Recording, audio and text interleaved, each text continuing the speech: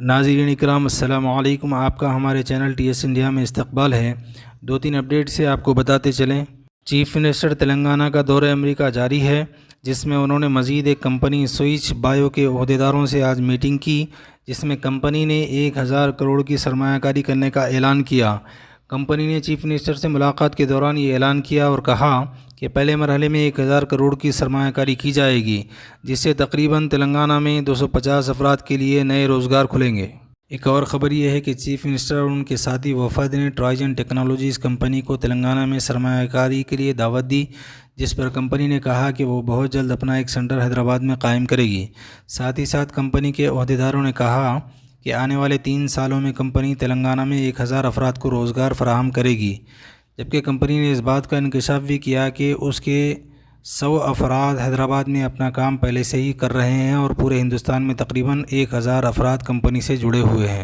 ایک اور خبر اندرما امکنہ اسکیم کے تحت ہے۔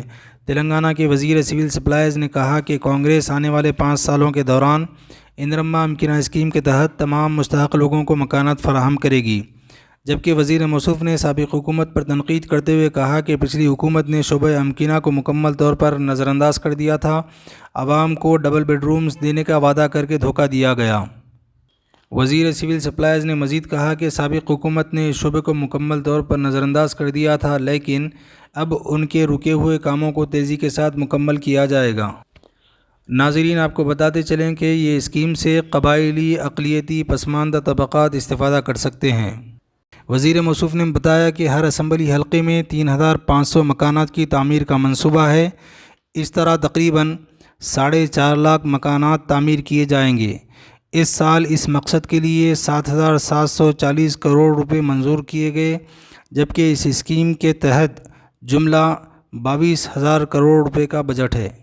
ناظرین اکرام، یہ بھی بتاتے چلیں کہ حکومت تلنگانہ نے حیدرآباد میں پینے کے پانی کے لیے 5500 کروڑ دوسرے مرحلے کے کاموں کے لیے منظور کیے ہیں، جس کے تحت حیدرآباد میں پینے کے پانی کی کمی کو دور کیا جائے گا۔